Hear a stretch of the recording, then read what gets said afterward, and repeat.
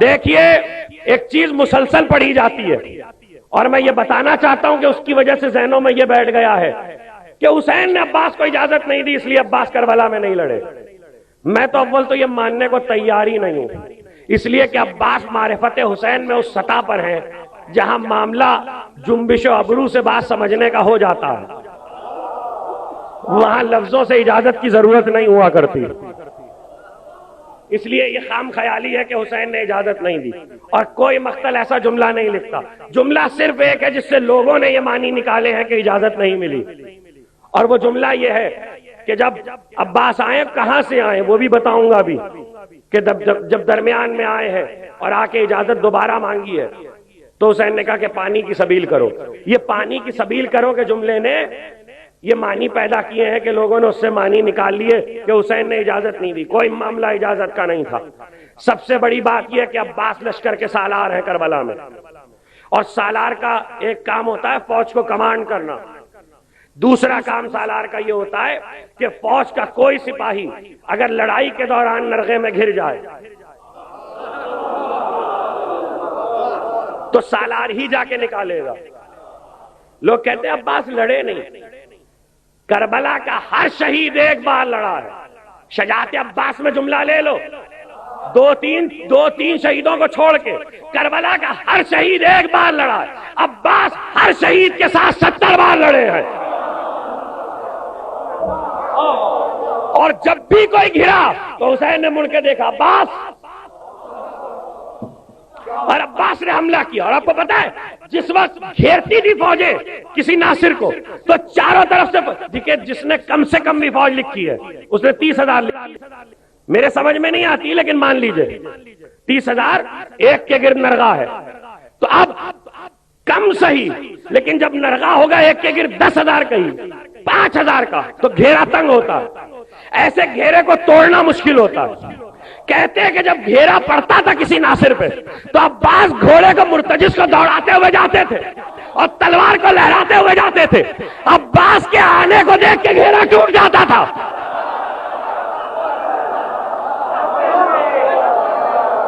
عباس کے آنے کو دیکھ کے گھیرا ٹوٹ جاتا تھا.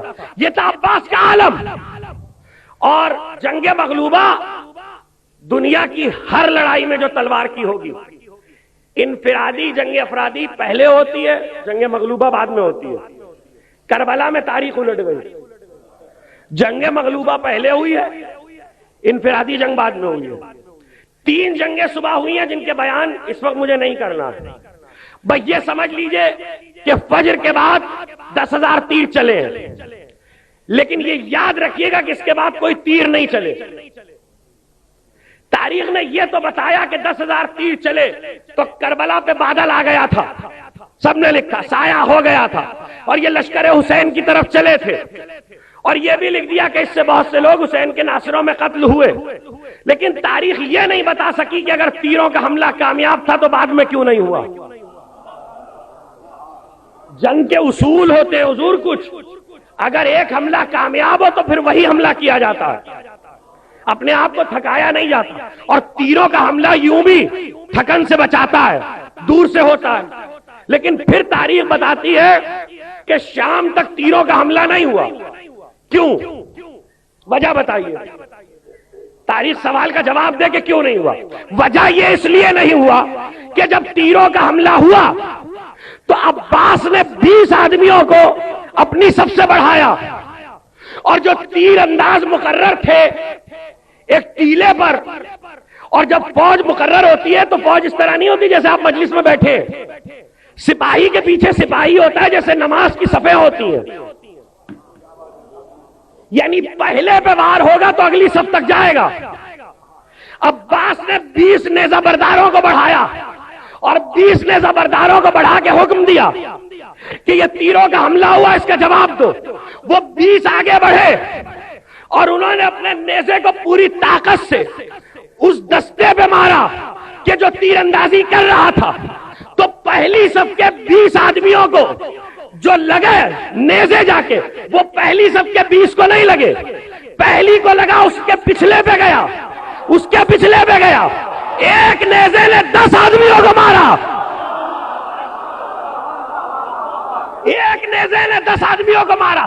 یہ جواب عباس کا ایسا تھا کہ پھر شام تک پسر سعد کو تیر مارنے کی جرات نہیں ہوئی.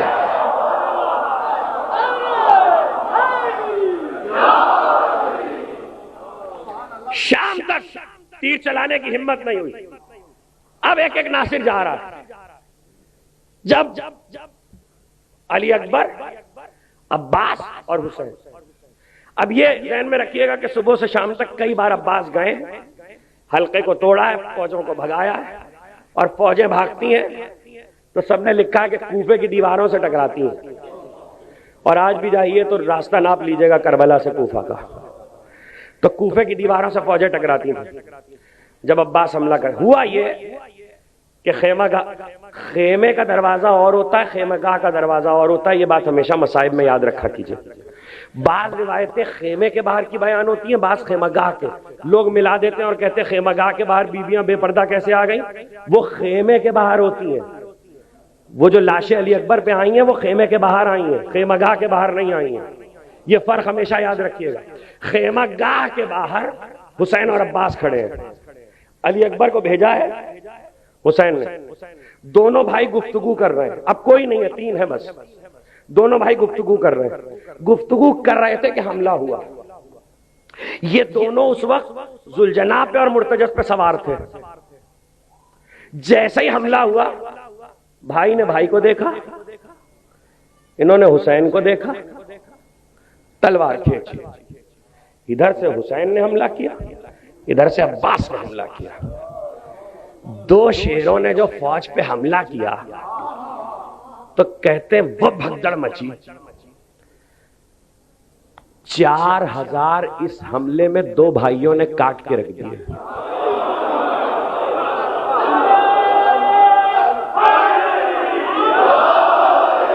مجھے جو جنگ سنانا ہے میں اس کے لیے آپ کے ذہن کو تیار کر رہا ہوں. دیکھیے 4000 بہت بڑی بات تھی. 72 اتنے مار چکے اور 4000 ابھی مرے. اب گنتے جائیے گا فوج یزید کو، ساتھ گنیے گا، ہاں پھر پتا چلے گا کتنی تھی. ایک بار ادھر سے تیر آیا. تیر جو آیا تو سید الشہداء کی ہنسلی میں لگا. ہنسلی میں لگا تو ہاتھ سے پکڑ کے تیر کو کھینچا، قبا سے رومال نکالا اور رومال نکال کے ہنسلی پہ رکھا اور لہو پہ رکھ کے اسے دبایا تاکہ خون بند ہو جائے. جیسے ہی عباس نے دیکھا کہ آقا کو تیر لگا تو مڑ کے کہا آقا آپ خیمے میں تشریف رکھیے، غلام نمٹ لے گا. اب سنیے گا، غلام نمٹ لے گا. ایسے میں چونکہ حملہ دونوں کا تھا، فوج بھاگی تھی، تو عباس نے حسین کو واپس کیا. حسین خیمہ گاہ کی طرف آئے، اندر نہیں گئے، باہر گھوڑے پہ سوار ہو کے عباس کی جنگ دیکھ رہے ہیں فقر کے ساتھ. اور ایک بار عباس نے حملہ کیا. جس وقت 4000 مارے گئے تو فوج یزید میں ایک پہلوان تھا مارد. بڑے بڑے پہلوان لائے گئے تھے، بڑے بڑے پہلوان لائے گئے تھے. مارد اس کو خبر پہنچی، وہ 70-80 کا تھا، بڈھا تھا بالکل. اس کو خبر پہنچی، لیکن تھا تنومن، فیل تن تھا. خبر پہنچی کہ 32 برس کے جوان نے حملہ کیا ہے. اس نے کہا تم لوگ احمق، یہ اس کے جملے ہیں تاریخ میں. اس نے کہا شمر اور پسر سعد احمق ہے، اپنی فوج کو کٹوائے جا رہا ہے، مجھے بھیجو، میں ایک وار میں کام برابر کر کے ابھی فوج کو بچا کے واپس آتا ہوں. پسر سعد کو کیا چاہیے تھا؟ فوج تو کٹی رہی تھی. پسر سعد نے کہا جاؤ. وہ نکلا تو ڈکارتا ہوا نکلا. اب عباس کھڑے ہوئے میدان میں، فوج سامنے سے آ نہیں رہی ہے. کہاں بیٹھے ہیں؟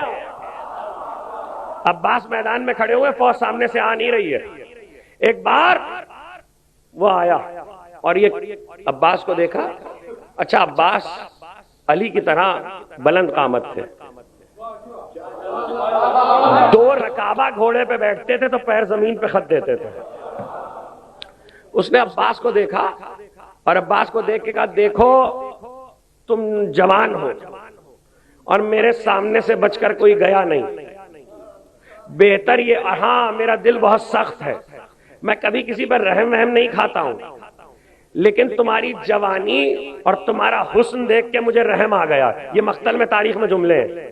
تو تم لوٹ جاؤ، تم چلے جاؤ واپس، میں تمہیں اجازت دیتا ہوں. ایک بار عباس نے کہا سن ہے دشمن خدا، کوئی دشمن خدا ایسا نہیں ہے کہ عباس کے سامنے آئے اور بچ کے چلا جائے.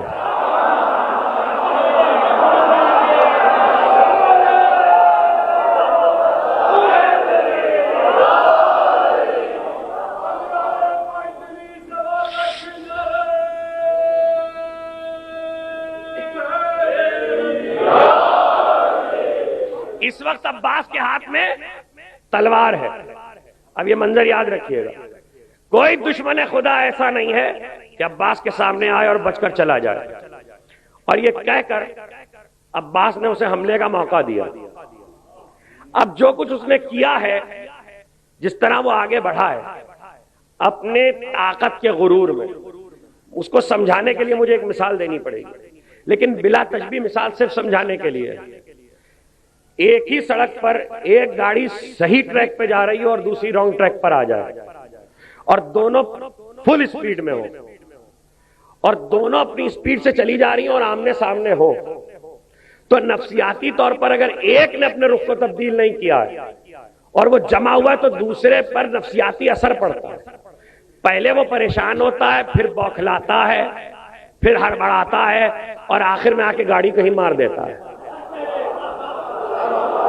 بھائی یہ میں آپ کو جدید مثال اس لیے دے رہا ہوں کہ میں آپ کو منظر سمجھا دوں. یعنی ایک اپنی جگہ پہ جمع ہوا ہے تو دوسرے کا عالم کیا ہوگا. اس نے تلوار سے حملہ کرنے کے بجائے نیزہ لے کے دور سے گھوڑے کو دوڑانا شروع کیا. جیسے ہی اس نے گھوڑے کو دوڑانا شروع کیا تو وہ یہ سمجھا کہ عباس حملے کو روکیں گے.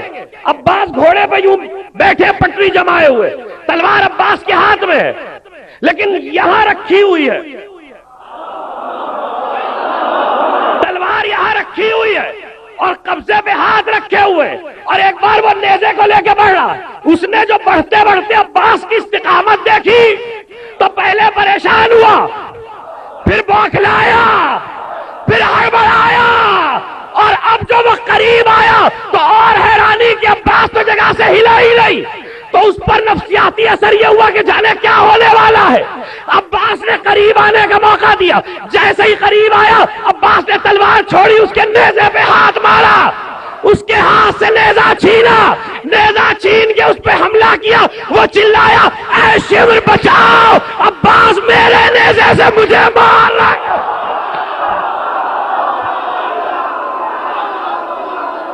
شمر مجھے بچاؤ، عباس میرے نیزے سے مجھے مار رہے ہیں. اچھا عباس نے نیزہ چھینا تھا، حملہ نہیں کیا تھا. عباس نے نیزہ آگے بڑھا کے دھمکایا تھا تو چلایا، قریب تھا کہ گھوڑے سے گرتا. عباس نے ایسے میں حملہ کیا، نیزہ جا کے گھوڑے پہ لگا تو گھوڑے سے وہ پلٹ کے گرا. جیسے ہی گرا تو شمر نے کہا کہ مارد کو گھوڑا دو، توجہ، مارد کو گھوڑا دو. دوسرا گھوڑا لے کے غلام میدان میں آیا. یہ میدان میں ہوتا تھا گھوڑا مارا جائے تو گھوڑے لے کے آیا. جیسے ہی گھوڑا لے کے دوسرا غلام آیا تو قریب تھا کہ وہ پہنچے اور مارد اس پر بیٹھے. عباس نے اپنے مرتجز کو کعبہ دیا، اس غلام کے قریب آئے، غلام کو ہاتھ سے پکڑ کے ہٹایا، اپنے گھوڑے سے کودے، اس کے گھوڑے پہ بیٹھ گئے.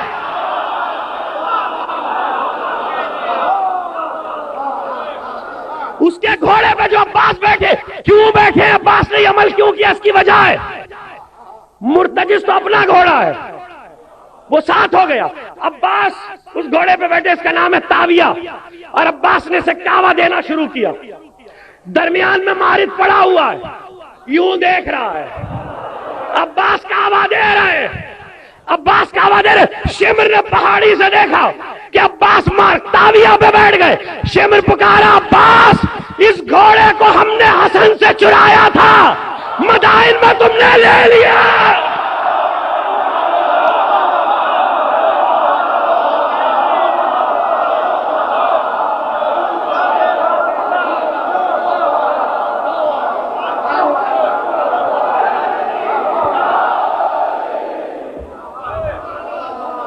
اس گھوڑے کو ہم نے مدائن میں حسن مجتبیٰ سے چرایا تھا، تم نے واپس لے لیا۔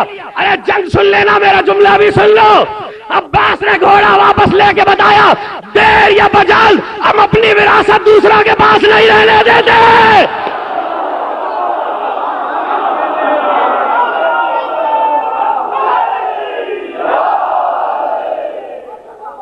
تاویہ کو دوڑاتے ہوئے، اب جب مارد جو ساری لشکر کو روک کے آیا تھا، جب اس کو ہی گرا دیا تو اب جنگ لشکری کیسے آئیں گے؟ فوجیں ٹھہری ہوئی منظر دیکھ رہی ہیں۔ عباس نے گھوڑے کو دوڑایا، تاویہ کو لے کے امام حسین کے پاس آئے، سلام کیا بھائی کو۔ بھائی نے کہا عباس، یہ بابا نے گھوڑا بھائی کو دیا تھا، آج تم نے واپس لے لیا۔ گھوڑا تاویہ امام حسین کے حوالے کیا۔ جیسے امام حسین کے حوالے کیا تو امام حسین نے کہا عباس جا رہے ہو، مشق لیتے جاؤ، پانی کی، اس موقع پہ وہ جملہ کہا پانی کی سبیل کرو۔ ابھی پھر آئیں گے عباس، پانی کی سبیل کرو۔ اب جو چلے تو ایک بار عباس نے امام حسین نے ایک جملہ اور کہا عباس دیکھو، ابھی مسائل پہ نہیں، عباس دیکھو رخصت ہو لو۔ خیر رخصت ہوئے، مشق لی۔ اب عباس کے پاس چار چیزیں ہیں، ایک علم ہے، ایک تلوار ہے، ایک مشق ہے، ایک نیزہ ہے۔ گھوڑے پہ بیٹھے چار چیزوں کو ید اللہ کا بیٹا کیوں کر سنبھالے ہوئے۔ علم کو گھوڑے اور ران کے درمیان دبایا، تلوار کو ہاتھ میں پکڑا، مشق کو عیال پہ رکھا، نیزے کو دوسرے ہاتھ میں لیا، اسی ہاتھ میں لجام پکڑی اور چلے۔ ایک لقب ہے عباس کا جسے صاحب خصائص حسینیہ نے لکھا ہے کہ وقت کے امام نے اس لقب سے پکارا ہے، اور وہ ہے سائی، سین الف عین یہ، صحیح کرنے والا، صحیح کرنے والا۔ اب صحیح تو آپ کے لیے نہیں ہے نا، حج میں کرتے ہیں نا، حاجرہ کے عمل کو صحیح کہا گیا، اور صحیح میں 7 مرتبہ ادھر ادھر آگے پیچھے۔ اب یہ سائی کا لفظ یاد رکھیے گا امام نے کیوں پکارا۔ اب بات چلے، فوج رکی ہوئی ہے، واپس وہاں پہنچے جب مارد کو چھوڑ کے آئے تھے، اتنی دیر میں وہیں پڑا تھا، اب پہنچ کے اسے قتل کیا، اور اسے قتل کر کے عباس نے گھوڑے کو بڑھایا فرات کی طرف۔ میدان کربلا جب آپ سنتے ہیں تو میدان کربلا کوئی سپاٹ میدان نہیں تھا، غازریہ کے ٹیلے ہیں، نینوا کی پہاڑیاں ہیں، فرات تک جانے کا جو رستہ ہے یہ ہے فرات، یہ میدان سے فرات تک آدمی جا رہا ہے تو سیدھا میدان نہیں ہے، بلکہ پہاڑی پر سے یوں چڑھ کے اتر کے پھر جانا پڑتا تھا۔ پہاڑی کے پیچھے تھی فرات، گھاٹ پہاڑی کے ساتھ تھا، اور فوج کا پہرا گھاٹ پر تھا۔ مارد کے قتل کے بعد فوج پہ یہ ہیبت بیٹھی کہ 10,000 جو پہاڑی کے گھاٹ پر پہرا لگائے ہوئے تھے، عباس کو علم لے کے آتا دیکھا تو راستہ دے دیا۔ توجہ کیجئے گا، ابھی لڑائی پڑھ رہا ہوں میں عباس کی، مصائب نہیں پڑھ رہا ہوں ابھی، اتنی جلدی عباس نہر تک نہیں پہنچے ہیں، یہ ذہن میں رہے۔ ایک بار 10,000 کا گھاٹ خالی ہو گئے، جیسے ہی گھاٹ خالی ہوا عباس پہاڑی پہ چڑھے، گھوڑے کو مرتجس کو دوسری طرف اتارا، ابھی اتر رہے تھے کہ پسر سعد نے 500 آدمی بھیجے پیچھے سے۔ دیکھیے سامنے آنے کی ہمت نہیں تھی، پیچھے سے لوگ آئے، یہ دیکھ کر کے عباس اتر رہے، جیسے ہی پیچھے سے حملہ کیا تو ابھی حملہ کیا تھا کہ مڑ کے دیکھا، گھوڑے کو پلٹایا، گھوڑے کو جو پلٹایا تو واپس پہاڑی کے ادھر 500 کو بھگایا، بہت سو کو مارا، 500 کو بھگا کے مار کے عباس پھر پہاڑی پہ، پہاڑی سے پھر اتر رہے تھے کہ 1000 کا دستہ، اب جتنے دستے آئے سب نے پیچھے سے حملہ کیا۔ جب آل محمد کا سامنے سے مقابلہ نہیں کر پاتے تو پیچھے سے حملہ کیا جاتا ہے. پیچھے سے حملہ ہوا 1000 کا. عباس نے پھر حملے کو محسوس کیا, پھر پلٹے. ابھی گھاٹ میں اترے ہی نہیں ہیں, پہاڑی چڑھنے اور اترنے کے عمل میں اب عباس پھر واپس ہوئے. ان 1000 میں 400 کو قتل کیا اور عباس نے ان کو باقیوں کو بھگایا. پھر پہاڑی پہ اترے تو 2000 کے دستے نے پھر پیچھے سے حملہ کیا. پھر عباس واپس ہوئے. 2000 کے دستے میں اکثر کو قتل کر کے بھگا کے پھر واپس ہوئے. اب پسر سعد نے 5000 بھیجے, 7000, 10,000 تک تعداد پہنچی. سب نے پیچھے سے حملہ کیا. یہ کام 7 مرتبہ ہوا. 7 مرتبہ عباس پہاڑی کے ادھر گئے اور واپس آئے. تو صحیح کی ہے نا نصرت حسین میں.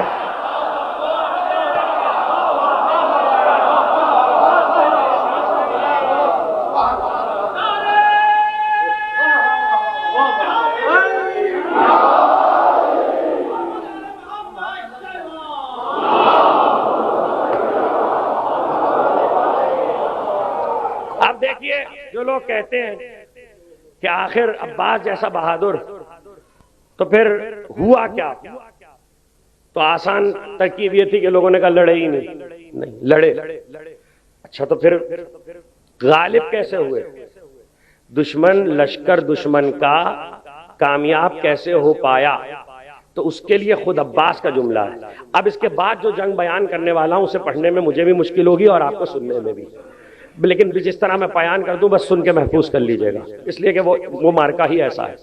کہتے ہیں کہ خود عباس کا جملہ ہے جو آغائے شیخ قزوینی اور سید خراسانی کے خواب کے واقعے میں جو حضرت ابو الفضل نے کہا ہے کہ مجھے دھوکے سے مارا.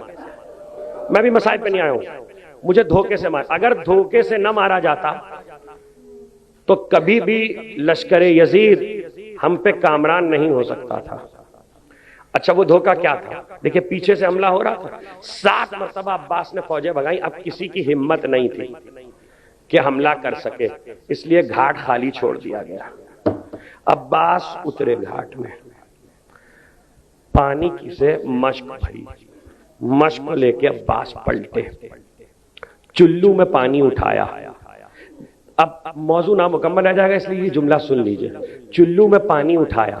قرآن نے کہا کہ ہم نے زبور میں لکھ دیا ہے ذکر کے بعد کہ زمین کے وارث صالح بندے. زمین کا جغرافیہ جاننے والے یہ بات جانتے ہیں کہ اس وقت اس گلوب میں 3 حصے پانی اور 1 حصہ خشکی ہے, یعنی زیادہ حصہ پانی کا ہے. عباس نے زیادہ حصے پہ اپنا قبضہ بتا دیا.